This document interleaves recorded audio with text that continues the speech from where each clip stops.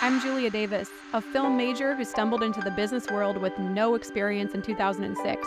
I was able to fail enough to learn how to run a 7-figure business and have provided consulting services to over 200 individually owned companies. Through this podcast, I hope to provide some perspective on the growth and grit it takes to accomplish big goals and share some hard lessons I've had to learn along the way. All right, so thanks for coming on today, Angel. This is Angel Mikeska. She runs and operates a event venue plus a property management company. How many years have you been doing that? We have been in property management for 12 years now. Oh, wow. And I've been in the event industry for about 10. And how many properties do you manage? Right now, 16. Whoa. Yeah. Like apartment complexes or? They are. They're all multifamily. 2 of them have commercial space in them as well. Okay. But everything's apartments. And what got you into that industry in the first place? Like what made you decide like, hey, property management is for me? Well, I didn't quite decide that. We kind of stumbled into it. I was doing accounting work. And one of the companies I was doing accounting work for owned a lot of real estate and wanted to grow the brand and wanted to grow the business. And so we just kind of partnered and started the management company. At that time, we only had 50 units. Now we've got 225. Whoa. So, yeah. Was that a big change from accounting to kind of like jumping into running property management? Was that? It is. The accounting side of it's a lot. Yeah. And so that still ties in, working with the people that we work with and all of our tenants. I mean, kind of pulls you back into more of a customer service side. Mm-hmm. But, we built it from scratch. And so it was nice because it was a learning process. There wasn't a textbook to follow. So we kind of just, figured Trial it out and as error. we went. But yeah. How long did it take for you to really feel like, okay, I know what I'm doing? 12 years. No. Okay. It's probably true. I mean, it does take a while. Because we started small. So when we started, probably 4 to 6 months, we picked up all of our properties. They were already full. And so that made it really easy to kind of gradually move into things, filling units once they were moving out, as opposed to kind of building an apartment building from ground up or starting with a property that was completely empty. And then as we kind of perfected things and, conquered different hurdles in the business, we added more properties into the portfolio. Yeah. Yeah. And I'm sure, is marketing a big part of this? Like marketing the properties? It is a lot more now than it used to be. Yeah. When we started 10 years ago, I mean, it's silly to say like everything wasn't online. Yeah. But we would put signs in yards. And for the most part, that's kind of how we filled our units. Mm-hmm. And now everything's online. Obviously, everything's a lot more competitive. So it's kind of going in and seeing, most of our properties are kind of on brand for us. And so most of them are very similar. They're all in the same neighborhood. Mm-hmm. But you get into ones that just don't fit the mold. And so the way that you market for everything else maybe doesn't fit for this one. So it's, it's a learning process for sure. Is that a big cost? Is marketing a big part of the budget? Not as much as you would think. Okay. There's a lot of platforms out there right now that honestly are free to some degree. And so again, like our higher cost units, typically the marketing's a little more expensive just because you're trying to get to a different demographic. Mm-hmm. But, when you're just blasting things out in bulk because of how many units we have, a lot of our marketing happens in-house too. So we have tenants who live in one building, their life changes, they get married or they have a kiddo or they want to downsize. And so we move them somewhere else. And so we cross-fill a lot of our properties from other ones with our existing tenant base. Mm-hmm. So we don't have, obviously the costs and the overhead there. Yeah. Okay. That all makes sense for sure. What do you think is the biggest challenge you've faced in this industry? Like what's the hardest part? Right now, it's just market saturation. The neighborhood that we are in, I think, has seen something like 1,500 units come online in the past year and a half. And like that are being built? Like yes. new units? Oh, yeah. Okay. Yeah. And so we're in a historic neighborhood. Most all of our buildings are over 100 years old. And forever, that was kind of what the neighborhood was. So people came to that neighborhood because they liked the charm. They liked the old feel. Recently, we've had some really big new construction properties come online. And so obviously you've got competition, also kind of changes the feel and the vibe of the area that we're in. And so there's just, there's a lot more opportunities out there for people who are looking to move into the neighborhood, and new properties that have all of these wonderful bells and whistles and amenities that our sweet, charming 120-year-old properties just aren't going to have. So yeah, that's a really good point. We have like one property that we rent out, condo, like one. And I can't imagine having like hundreds of those things, because even with the one, like stuff breaks and, there's yard work, or, something overflows, or there's flooding, or the ice storm of like 4 years ago or whatever. So what are the biggest challenges that you face like on a weekly basis? Like if you had to rank your like top 3 biggest pain points, what would they be? Obviously right now, a lot of pressure to fill those units because there is so much on the market. But also when you have 50, maybe you have one listing here and there. You feel great because you're like, we're full, we're doing a great job. Well, when you have 225, you're still at a great percentage of occupied, but you've got this list of units that's building up, right? And it, for me personally, is this feeling of like, I just want to get us fully rented. That's just never going to happen. We have too many. It's just never going to get there. Maintenance, like you said, maintenance is tough. We have an in-house maintenance team. So we've got 4 people on staff full time. But as much as you plan, we have monthly or weekly meetings. And so on a Monday morning, we go into a meeting and know what our team has on their plates. And then on Tuesday at 5:30, when everybody's gone for the day, someone's, kitchen sink starts leaking, or, there's a hole in the floor, or just something random that you can never foresee coming. And of course, with the properties being old, those things happen a lot. Yeah. So, we're happy to have a great team in-house. So it's a lot easier than, so what do you do? Like subcontracting someone out, Googling a repairman. But it's a lot to juggle. I mean, our guys do a really good job with it and kind of prioritizing who's most important and where do we need to go next. But there's some weeks where it's a lot. So what do you do when someone calls at like 10 p.m. and they're like, this is an emergency, got this major issue? Yeah. Well, that's one of the interesting things, and I think kind of misconceptions about our business, is that we're 24 hours a day. I mean, obviously all of our tenants have our contact information, and should something crazy happen, they know where to reach us. But typically, unless something's on fire or flooding, at that time of night, we're not available. My guys are on call to some degree. And so both of them who would service those kind of things are close enough by that if I can reach them, I'll send them out late at night. We really try to kind of empower our tenants to do things like turn your water off and, just how to troubleshoot some of those bigger things. And so my husband will get on the phone with them sometimes and call them and walk them through turning the water off at the meter if it's leaking. But you just, if I said that we hadn't driven over to the properties at, 12 or 1 o'clock in the morning for an emergency on occasion, it happens. Not as much as it used to, but it happens. That's a lot. So a lot to take on. Yeah. What's the biggest, I guess, problem or issue that you run into? Do sometimes people just not pay rent? And how do you handle that? They do. In our history, I think we've run 5 evictions. So because we're small and privately owned, we've got a lot more gray area than a lot of the bigger corporations. So we work with our tenants a lot more. If I have somebody who calls me and says, hey, today's the 4th, right? Rent was due yesterday. So I'm getting phone calls and texts today. Hey, my paycheck's mixed up because of XYZ. Or, you know what? I had to replace a battery in my car, so I don't have enough to pay rent today.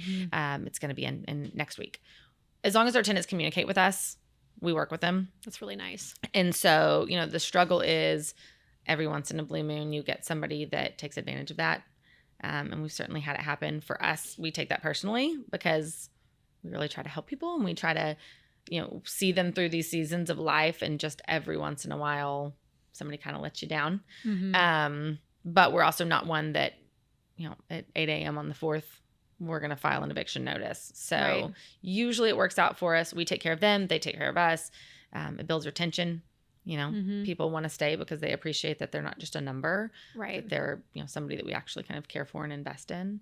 But it happens. Yeah. I feel like it's inevitable, with that many people. It's just, Sure. and like jobs change and life changes and crisis happens and all that stuff. And I'm sure you guys have insurance too that can help with that. What is like the biggest challenge that you face or that you realized when you went from accounting and then you transitioned into running a business? What's been like the most surprising thing that you're like, I did not expect this? Goodness. Staffing's difficult. That's something I went through. I think you go through anywhere. I went through it in my marketing company. I went through it in my accounting company. So we've gone through it everywhere. But here, you're letting people into someone's home. And so for me, staffing is so much more important because it's not just somebody that's on the other side of a computer. It's somebody that I'm going to give keys to your apartment, right? I'm going to let them come in when you're gone and fix your sink or, change your air filter, whatever it might be. And so trust becomes a really, really big thing for us. We've been really, really lucky over the years and we've had some great people on our team. But we are still small and keep things very, very close because of that reason. I need to be able to look at, my tenants, and they ask us all the time, do you trust these guys to come inside my house? Well, I let the same guys in their house that I let in my house, right? If I have a maintenance issue, we call the same guys. Yeah. And so it's nice to be able to tell them like, oh no, our AC technician, actually he was at my house yesterday when I wasn't home. You're good. But yeah, I think having to find people that you can really trust, and really invest in for the long haul was difficult. Financially, as far as, growth and development in a business goes, what has been the hardest part or, the most challenging thing or maybe even the best thing in that regard? Like, as far as this has been really rewarding and I've been able to do X, Y, and Z, or this has been a really big challenge? I think kind of the work-life balance. So I don't know if that answers the financial question, That's but especially again, you're dealing with people's homes. Right. And so it's not a lot of times, it can wait until Monday or, I'm on vacation, we're not going to deal with that today. And so we are kind of always plugged in. Yeah. It makes it tough to fully shut things off at any, point in the day. So that's been one that has been delicate to where we've, in the beginning, everybody had my cell phone number, right? Everybody was completely plugged into me. And so over time it's been, how do we have other people who can answer those late night calls? How do we have other people who can step up when I'm spending a day with my family? Financially, I think just the seasonality of it has been kind of interesting. People don't want to move over the holidays, right? So you've got this incentive to have people's leases expire in the summer as opposed to over, November, December. So we always know right now in this time of year, if we go into this time of year with a whole bunch of vacancies, it's going to be a tough time because it just isn't fun for anybody. Can you give me a ballpark of like what the monthly expenses are on average to run that many units? Oh, that's kind of guess? Tough. Like how many units do you need to have filled to break even? Sure. And it is an interesting question because there's the property side of it, like the ownership of the asset, which I run all the accounting for as well. Like the ownership of the building. Yes. Okay, the building itself. And so, it's the building has their expenses of paying for property management and paying for, the repairs and a note if they've got one on the building, things like that. And then on the management side, really our expenses are just our overhead. Paying our team, paying for advertising. Right. So most of the expenses truly fall back on the building owners themselves. The people who actually own the building, which is not you guys. Yeah. Most of what we do in management is more of a pass-through. Oh, right. So you just charge a fee So from the rent. We charge a percentage of funds collected, so rents and things like that we collect. And then we kind of cash flow the properties. So we pay the utilities and we pay our maintenance guys and we pay the advertising. But then at the end of the month, we pass that along to the property owners and they pay it back. I see. Okay, that's good. It's more kind of juggling the cash flow of in and out than it is us having a lot of true expenses in-house. That's good. Yeah. Because that feels like a lot. Yeah. To own all that stuff. So that's probably why they hire a management company to do Yeah. that. Property management. That makes sense. Is there, so going to the event side now, the event venue that you run and own and operate, what does that look like? Like, what does that event business look like as far as, is it just, it's a property that you rent out for like weddings and that kind of thing? Or Yeah. So it's actually, our venue is a tenant of one of our buildings that we manage. Okay. Which is kind of an interesting relationship. So there's commercial businesses on the first floor, the venue being one of them, and then we've got loft apartments above. I had a background in corporate event planning and wedding planning. And so when we took this building on in 2021, there's a big empty space. I think we're 14,000 square feet, and nobody really knew what to do with it. It was 2021. People weren't doing events. We were just coming off of everything being shut down. And so it kind of started as a joke because we had been looking to buy a venue. And, you know, I mean, we're talking completely raw, empty warehouse space, no lighting, you know, I mean, all the things. And so it truly was kind of, you know, a joke about what we could put in there. And then as we move forward to close on the building, God kind of put all the pieces in place. And so we are essentially, as a venue, we're tenants of ourselves, the management company. And yeah, we do everything from weddings to corporate holiday parties, birthday parties, you name it. A lot of nonprofit events. We're really, really large. And so I can seat almost 500 people. Oh. So we kind of fill that gap of, I've got a big event and I don't want to go to a hotel ballroom. There's just not a lot to offer for that, especially in Fort Worth. And so that's why we do a little bit of everything. So where is it located in Fort Worth? We're just south of downtown. Okay. So our business is near Southside Properties. Everything we own is in the near Southside neighborhood, which is the historic district. And so the property's there. It's all there. Yeah. That's convenient. From a property management standpoint, customer service is huge. So what have you realized about that, and how important is that in what you do from the event venue standpoint to managing all these tenants? Like, how would you rank that as far as importance in your daily activity? Huge, of course. You know, one of the things, and I think I touched on this a little bit, that makes us different is because we're not huge and we're not a 500 unit building. You know, we know all of our people. You know, everybody on my team always laughs because if they give me a tenant name, I can tell them which apartment they lived in, which apartment they live in before that, you know, what their cat's name is. Like, we just know all the things about them, from hosting tenant events to really try to get to know them. We have a birthday program, right, where we send something out to acknowledge people's birthdays. When our tenants have babies, we send them a gift. Just making sure it's more personal, because you don't get that most of the time from an apartment complex. And what that's done is, I have some tenants that have lived in 4 of our buildings as those seasons have changed in life. We have tenants who have left town for a job and then come back and move back into one of our properties. And so it really works well for retention. And it's an interesting balance because we are an advocate for the tenant, right, and also for the owners, right? And so we are the tenant's only point of contact, and we handle all of that.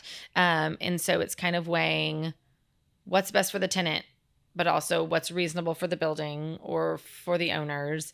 And that's everything from, you know, what do we include in repairs? You know, is it my job to change your light bulb or yours? And down to things like rent rates. You know, when our owners are great and they are, most of them local. And so they understand the market and they understand Fort Worth. And I think that's really important. But it's tough to look at things just from a number standpoint, versus looking at things and understanding, like, this is someone's home. You know, we want them to feel safe and we want them to feel comfortable, and kind of balancing like the business model versus making sure that you're actually taking care of somebody in the place that they sleep every night. Right. And I think I actually there's a new property coming up down the street from us. And the property manager called me the other day, was just doing some market research. And when I got into it and was asking him questions, he's based out of Washington State. He's not been to the neighborhood. He doesn't know the neighborhood. And that's so interesting to me because what we do, our brand is so heavily based around the area that we're in, right? The market that we're in, the demographic that we serve. And so you've got this gentleman who they run a very successful property management company in Washington. I'm not sure how they got tied into this new building down here, but I was telling him things that he had no idea about. And so it was kind of interesting to have that, like, have something remind you, like, we're boots on the ground. There's a reason we're successful in what we do, because we're not trying to do it from, another city. I mean, even Dallas or even, somewhere close by, but that's not our neighborhood. That's not our brand. Right. If that makes sense. You're just like direct to tenant instead of outsourcing it, kind of, right? Yeah. A lot of people these days, especially property management companies, will use virtual assistants. Mm-hmm. And so they'll have people answering inquiries, answering tenant phone calls from other countries. And it's just not effective. It's just so scripted for me. It's just every call is different. Every person's different. And there's just not a stock, response to be able to handle those things. It's long-term success too, is building those relationships. And then people, who have kids, they're like, oh, you want a great place to live? Here's, these people are awesome. And they'll work with you and all that kind of stuff. Have you ever had to handle like a dispute between tenants? Not so much between two tenants. The stuff that we run into between two tenants is more, hey, the guy above me is playing his music too loud. Yeah. Those kinds of things. We always tell them, like, we are not a dorm mom, right? Like, I have my own children. I don't need to do that. So we encourage them always to go talk to them first. Yeah. I mean, nobody wants to be the tattletale, right? And so I tell them, look, if I call them and say the person below you called and complained, it's not going to go over well. If you go up and take them some cookies and say, hey, I work nights, could you really try to be quiet during the day? It's going to go a lot better.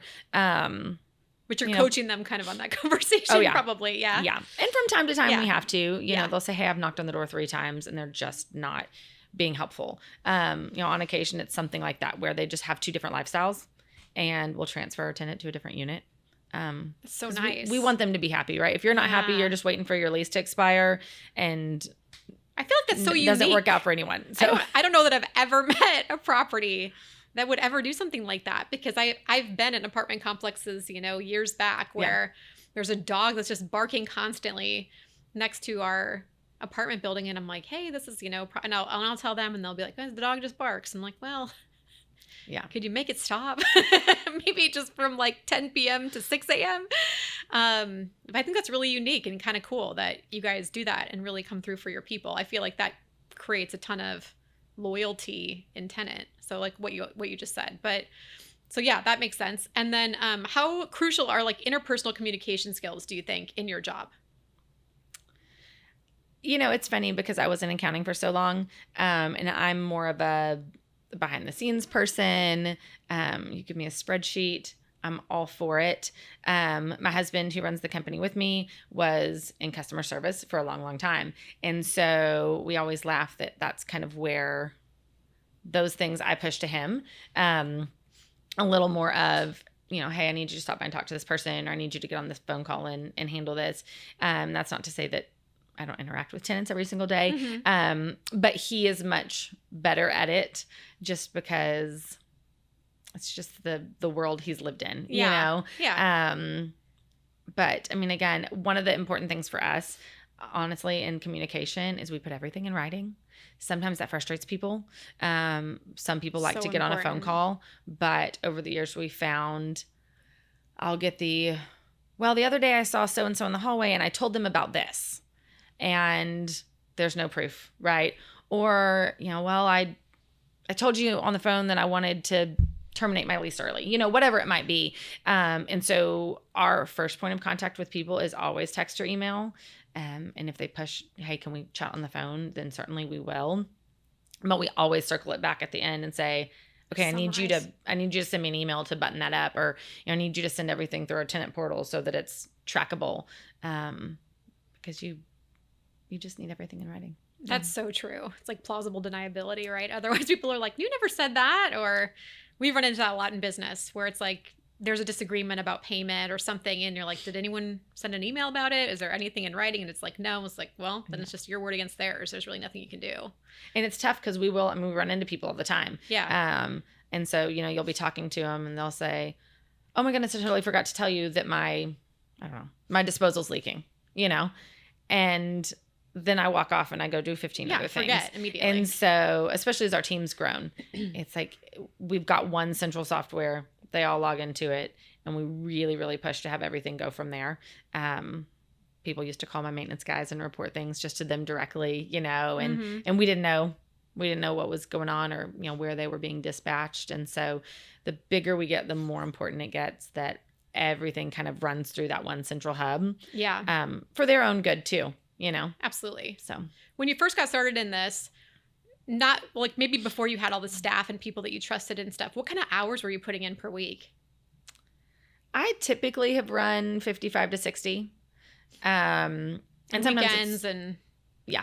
And sometimes it's hard to track because, you'll be at dinner and you're taking a phone call or, things are kind of sporadic sometimes. Yeah. But also people want to look at apartments or homes when they're not at work. And so as hard as we try to say, we show between the hours of 9 and 3. Yeah. There's always a need for after hours. There's always a need for weekends. Luckily we're at a point now to where we have somebody who lives in the neighborhood who's come on as a part-time leasing agent, and they handle those after hours and weekends appointments for us. Mm-hmm. But we weren't there until this past summer. Wow. And how many years was that? 10. 10 years. That's a long time to do that. But I mean, that's how you build anything, I feel like. And I think that's a misconception people have in some cases in business where they're like, I think it should be easier than this, or I shouldn't have to put in this much time. It's like, if you're building anything, it's going to take time. Well, and the tricky part about it is, and I think so many people work remote now that it's, a little bit more, I guess, common. But, you work remote, that just means you never leave work. Right. And so people all the time will ask me where our office is, and I joke that it's in my car, or it's at Starbucks, or it's, at the kids' school while we're waiting for pickup. And so it's great because we do have that flexibility, but we never leave. And especially because my husband and I do it together. So then we really never leave. Right. And so every conversation is about work. Yeah. And I mean, you try probably not to, but my husband works on, a similar business that I do. And so it's kind of the same. He'll bring something up, and we both work from home too. So we're kind of like in different parts of the house doing different things, but I can see that. Oh gosh, I had another question. I think it's always interesting how a career change or running business in general affects parenting style.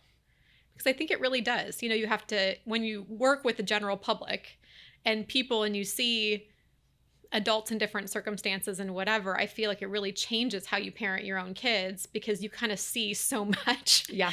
And there's everybody else. Have you noticed that? And has it what has changed in your parenting style from accounting to now doing this? That's an interesting one. Yeah. I mean, definitely, I don't know if it's necessarily a style, but, when we started this, a big reason we started it was because our kids were little. And I wanted to be able to still provide all the things and be at the parties and be on the field trips. That was always really, really important. And so, again, the flexibility is there. It's more hours than I was ever working when I was working for someone. Right. But the flexibility is there. It's interesting because we certainly talk to our kids about their credit. We certainly talk to our kids about, just sort of those sort of responsibilities and how the decisions that you make now are going to carry forward. On the venue side, there's a lot more. I'm very thankful for certain things. I'm very thankful for our school, because we do work with a lot of nonprofits. So we certainly see a lot of people who would be extremely thankful for the blessings that we have. We do work with a lot of schools. I do a lot of proms every year. Mm-hmm. And so it's interesting to have a teenager and also do, these proms and these school dances and kind of see and hear the different things that are going on and being said. But also, I mean, in running it ourselves, our kids are in it. And so when they're out of school, I mean, last week for Thanksgiving break, they both have T-shirts with our company logo on it, and they asked what day we were going to work. That's right. And they want to go, and they want to go and help, and they want to go and do things. And I mean, my second grader has her little toy phone, and she walks around, and I hear her talking about properties, and she's like, "Hold on, Mom, it's a tenant." And like I hear her talking to them about things you never realize that they're going to hear, but they do. Yeah. And, they see us working, not that all kids don't see their parents working, right? But because we're doing it from home, I mean, they certainly see the time and the investment and the, the importance behind it. I think there's definitely times when they wish, can't you just go to a job and then come home? And so we remind them of the flexibility that we have, and we remind them of, yes, I know sometimes I have to put things down and work at home, but let's talk about all these ways that it's blessed our family. And the fact that you can work from anywhere. Like really, you could go to like Europe and spend 3 months there and be fine, Yeah. And which is so cool. I feel like that's a real benefit of business ownership, is especially now when a lot can be done online. It's like you can just really go anywhere and work. You're never fully on vacation. That's the drawback. Right. If your phone rings, you have to answer it. But it's like that type of ability to do that, I think is really cool, where you don't have to like submit an email and say, I need 2 weeks off to do, and then it's approved or denied like I saw, growing up. Not having to do that, I think, is a huge privilege, and with that comes negatives, I think, too. Yeah. So that makes sense. What's your 5-year plan? Like if you had a goal in the next 5 years, what would be like the biggest goal that you have that you would want to accomplish? I need to step back a lot. So I want to get to a point to where I can delegate a lot more. I'm not good at that. I'm a control freak by nature. Yeah, it's a problem. And I mean, you get it. When you build something from nothing, you protect it. Yeah, you hold it so close. And we've had a few people throughout the years who have come in and we've trained them. And for whatever reason, it hasn't worked, whether it was they moved or a lifestyle change or it just wasn't a good fit. And you find yourself picking up the pieces. And then it's like almost more work because then you have to like redo and unwind so many things, right? Yeah. And so I finally this year actually admitted that I got in my own way, right? I'm not allowing myself to delegate. I'm not allowing myself to kind of trust and train these people because I don't want to have to clean it up again. Mm-hmm. And so this year has been a lot about bringing people on board, some part-time, some full-time, who I can start giving things to give myself some space. And then also to give myself space for the bigger things. When we started this, we would get properties and we would remodel them. And there were a lot of big projects. And, it wasn't just the tedious day-to-day. I wasn't the one who was following up with people if they forgot their rent. And I wasn't the one who was doing those little things. And I've run out of bandwidth to do the kind of the bigger things that we really want to be doing. And so that's my goal right now, is to give myself the space to be able to go back into kind of doing the big fun things. Yeah. That would be huge. Yeah. Yeah. We'll get Giving there. people the authority is so hard. I was reading a quote about like delegation versus authority. It's like, it's easy to delegate a task, but it's really hard to give somebody authority. But it's the only way you can build a leader, right? Is like by handing them the ability to make a decision without you, and I probably spent half my year in that problem. Or half my career, like half of my like 20-year business career in that same problem. Yeah. Where I was like, I don't know if I can trust that they're going to do as well. But when you finally just let go and say, okay, do what you want, I'm going to train you well, and then I'm going to trust that you can do it. And some people will disappoint you, and that's just how it is. But you'll find one or two that are unbelievable. And then that makes like the world of difference, because then you just get all this time back. Well, I think it's interesting because I think most of us are wired to think, if I train somebody else to do everything that I do, then you don't need me anymore, right? Then I've kind of worked myself out of a job. Yeah. And I was in the car business what seems like a lifetime ago. And I'll never forget, I was running the back office and I was pregnant with my first child. And I put together this manual of everything that I did. And it was, old school. Everything was printed out. It was in a binder, and I spent forever doing it. Because, what if something were to happen right when I was having my kiddo? And for a long time I thought, well, now you're just gonna be able to hand this to somebody and they can do my job. So do I have a job to even come back to? And my boss at the time told me, when you leave, I see your value in, if I don't miss you, rather than if I do. Because if I don't miss you, if I don't even know you're gone, if we don't miss a beat, that means that you've trained and enabled the people underneath you the way you should have. If you leave and everything falls apart, I don't consider your job well done. Gosh, that's a good. Because really you're in a good management statement. role, right? You're not in like a doer role. You're in a managing role. Mm-hmm. And it's hard to remind yourself of that because I try to tell myself all the time. But, even in this role, I'm like, well, if I teach everybody to do... Because your head thinks it should be the opposite, right? Like, Yeah. you should miss me and want me to come back. You but should it's- really need me. It's like when you leave town and you come back and the kids are like, oh, gosh, we fell apart without you. Yeah. But it was really interesting to kind of It's a shift good my thinking perspective. and say, oh, so if you don't even notice that I wasn't here, that means I'm doing a better job. It means that you've done your job and replaced yourself, and Yeah. that's what you needed to do. And That's again, really then good. you go to doing the things. It's working on the business versus working in the business. I need to be working on the business again. And I'm too busy with like the mundane stuff of working in the business. Mm-hmm. Mm-hmm. That's So. a really, really good point. Are there any business books that you've read over the past several years that you highly recommend, or? I wish there were. I have a stack on my desk. How did you learn this stuff then? Did you have a mentor or somebody that taught it to you, or was it just trial by fire? As far as learning the management side, it Yeah. really was just trial by fire. Yeah. I've got a great friend who right now is vice president of the multifamily division for a major apartment complex, or actually apartment group. Yeah. She's always my go-to for very like high level, what is the actual law around this, or, things like that, just because I'm not a broker, I'm not a real estate agent. But yeah, we just one day at a time, with the understanding that we were small enough at the time that if we couldn't figure something out, we'd get through it. Yeah. And again, I ran 2 dealerships for a long time. I ran a marketing agency before that. What And did so the by the marketing time that I agency got do? here, the general business understanding was there. Yeah. And it was just, oh, okay, well, instead of, dealing with car dealers, now we're dealing with residents in Southside, you know, Yeah. What did the marketing agency do? What did you sell? digital marketing. Oh, Yeah. Like online ads, or what was it? Yeah. So I was automotive for a long time. I don't even remember how long. And was spending too much time inside of the dealership. And so Those hours are crazy. They are.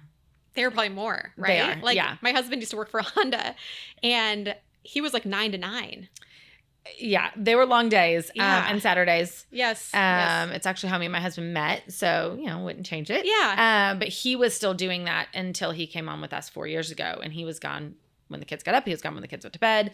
It's a tough schedule. It is tough. And so when I left that, I went to an automotive marketing agency. Okay. And so we only dealt with car dealers, but we were nationwide, and we did all of their, from social media to Google ads to, at the time it was a lot of blogging and things like that. Right.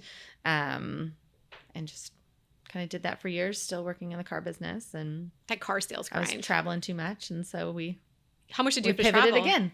Yeah. What was the travel like in that? I was probably traveling 5 or 6 days a month. It wasn't crazy, but I did have a little one at the time. It's too much. And so it was too much. Yeah. Yeah. Yeah. I don't like, I wouldn't like that either. Yeah. It's just, and even airports and the whole mess and getting ready to go. And yeah, That was hard. that's hard. Yeah. The car dealership world. We could spend an entire episode talking about that, I'm sure. It's fun. I actually miss it sometimes. You do? It's interesting because when Jared, my husband, was still in it, I'd go up there and chat with some of the people because he worked for the store that we used to work for, or, he would come home with problems. And so we would still talk through things. And everybody always says, once you're in it, you never get out of it. And we are both now completely out of it, which is not the norm.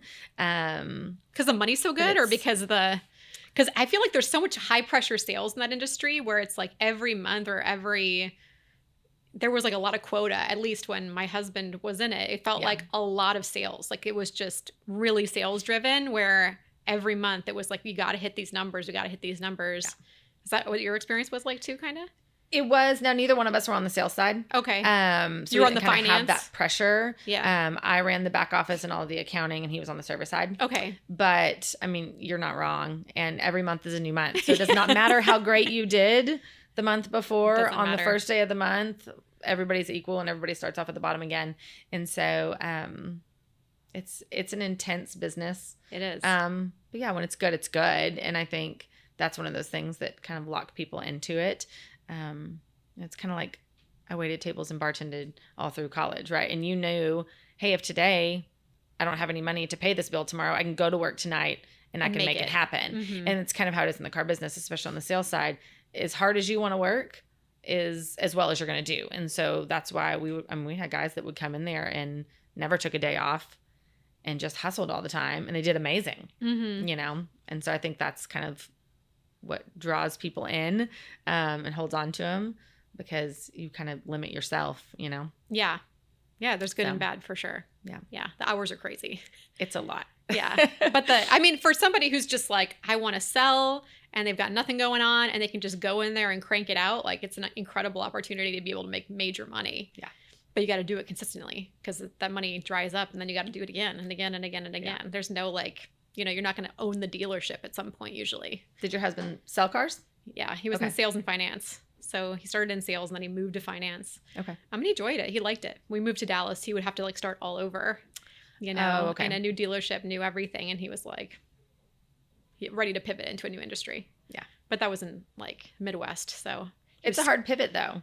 I don't know what he's in now, but like that's what we found. It was a hard transition to go, I've done this for 15 years, you know, like where do you take those skills and put them? And so again, I think that's maybe one of the reasons people stay in it so long, is because, I mean, if you can sell a car, you can, you know, sell anything else too. But a lot of those skills, when you've done it for that long, they don't transfer or, you know, you'd have to be in sales other industries necessarily. Right. Yeah. I mean, he was scraping ice off of 150 windshields, so that might have deterred him.